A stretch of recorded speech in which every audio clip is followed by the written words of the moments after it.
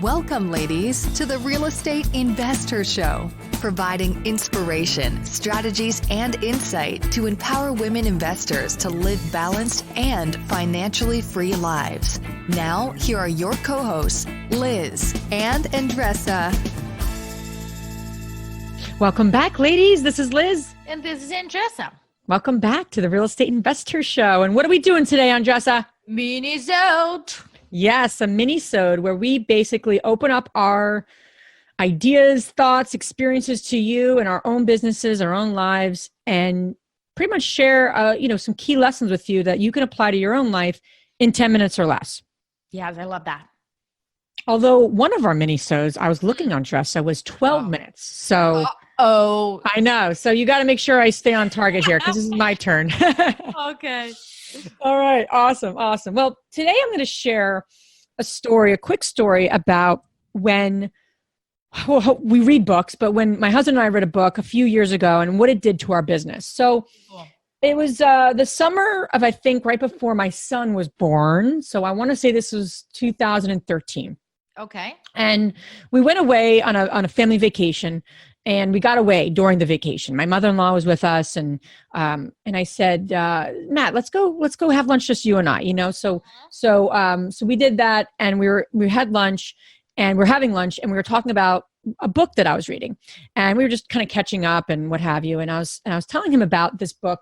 I'm sure some of you have heard it called The 10 Times Factor by Grant Cardone. So if you don't know Grant Cardone, I don't know if you might be living under a rock, but Grant Cardone is a very, boisterous, high energy, motivational. He's been, guy's been interviewed on a number of podcasts, very successful guy, best-selling author, has got his start in his, he's known for his sales kind of, teachings and books and what have you. But also he's a real estate guy and what have you. So anyway, the book in a nutshell, first off, I recommend it to you. But the book in a nutshell was really powerful because he basically said that people make a huge mistake in life. And the mistake is that they don't set goals high enough. And basically the whole point of the book was, how do you 10 times what you're doing now? In other words, like literally just 10 times it. So if it's a goal, I want to own one rental property. He's saying, 10 times it. You want to own a 10 unit. So how we applied this to our own life. So we're sitting there over lunch, and I'm telling him about this book and how great it is. And we got to talking about our own goals. And we both kind of got present to the fact that we were growing very kind of incrementally. So we had bought a 4 unit, then our next property was a 5 unit, and then our next property, I mean, not literally, but it felt like that, right? Okay. So then we bought a 10 unit. And then our next purchase was, I know we're getting crazy, an 18 unit. No, it was actually an 18 unit. So we got a little crazy there. Okay. Now that was a big stretch for us. And the 18 unit, the 10 unit and the 18 unit were actually one of the first funds that we put together where, you're raising funds.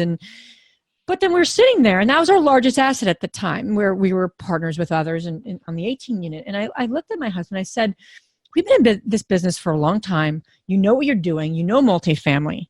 So why don't we just add another 0 to it? Instead of another 10 or 18 unit, why don't we go after 100 unit at this point? So it kind of expanded both of our heads. We're like, whoa, do you think we could go that big? And, I'm like, yeah, let's do it. So we put a course of action into place. Now, number one, we weren't new. We had experience. So that was number one. Yeah. I think that's still important. I'm not a big fan of saying go out and buy a gazillion unit, a building with no experience. I'm not saying that. But what I am saying is what goals you have today that you can expand by 10 times. So anyway, so this is what we did. We said we needed a plan. So we put a goal. We're like, we're buying 100 unit this year. That was our goal. So we put it out there to the universe. And then we said, okay, what support do we need to get us there? Now, we have multifamily experience. We have raising money experience, but we haven't bought anything bigger than an 18 unit, right? That is what it is, so to speak. So we said we would really get a lot of value from some coaching. So we actually signed up with Joe Fairless's coaching at the time, and he's obviously grown in popularity. He's a great guy, had a great coaching program. So we did that. We signed up for his coaching. He was super helpful. He tasked us with some key things to look for, go out and look for this, look for that. Well, one of the properties that we were using as practice, as from a numbers perspective, was a 49 unit. in Pennsylvania. So we're doing the numbers. Well, after you do the numbers just for practice, you're like, this might be able to work at the right price. So then we did more due diligence, and the process unfolded. Well, we made an offer, it was denied. The owner, laughed at us, said, no way, I'm not doing it for that price. Got another buyer for the property. 3 months later, came back to us and said, about that offer you made. So anyway, long story short, about 9 months after, that process unfolding, we ended up purchasing that 49 unit. Nice. And then we've gone from there. My point in telling you this story, along with investors, because that's kind of how we work in our business. But my point in sharing this with you, we would have never, now was it 100 unit? No, it wasn't 100 unit, but it was bigger than we thought we could do. And what we were in a point in our business where we needed to expand our heads and our minds and our ideas. And we were positioned well to do that. And when I say positioned well, is that we were ready for it.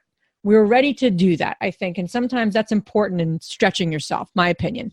Yeah. So my request to you is that, number one, 10 Times Factor is a great book. I actually really liked Grant Cardone. I love his energy. I love his suggestions. I love his way of, kind of stretching people. So I would highly recommend that book. But my point is to look, I want every woman listening to this, or men, because I know some men like our show. But our audience is women, all you amazing ladies listening. Look at your goals right now. Like get out of this minisode, look at your goals and look at your goals critically. And I want you to look at at least one goal, and I want you to 10 times it. Whatever it says, just 10 times it. Because what you're going to have to do, the action you're going to have to take to get you to that goal is going to really move you towards that goal. And you're going to surprise yourself. I'm not saying 10 times all of your goals. That would be awesome. But just start with one. And, when you do that, you expand what is possible. You expand what the universe starts to look out and say, okay, how about this person? How about that opportunity? And we had never raised as much money as we needed to for that deal, but we did it, and so my point is that expand what you think is possible. And I love that. So that's the story for today. That's so good. And one thing that I wanted to just add is just like, how do we know if this is a goal that is quote unquote enough on my comfort zone? If you're looking at your goals and you don't feel that, butterfly in your stomach, or it's like, oh my gosh, this is kind of scary and exciting at this point, you're probably playing safe. And as you said, Liz, when you guys purchased the 49 unit, it was not the 100, but it was a stretch bigger than what you did before. And I firmly believe that once you stretch, you just can't go back to purchasing like 2 or 3 and all of that. It goes from there. And then I know that you guys, purchase 100 and then, bigger and bigger deals from there. And it just stretches you to the point where your knowledge, your experience, it just feels that that's the right thing to do. You were thinking $100,000, $1 million is just a matter of adding a zero there. You're writing a check. It does not have any value unless you put value into it. So might as well, and time consuming of doing like 2 deals and 3 deals at the same time. You just stretch yourself and figure it out who has done it and what can you learn from those people so you can get the tools that you need in order to accomplish everything. But thinking big, I think it also has to do with what you surround yourself with, because you guys had to surround yourself with people that were already doing what you guys were looking to do.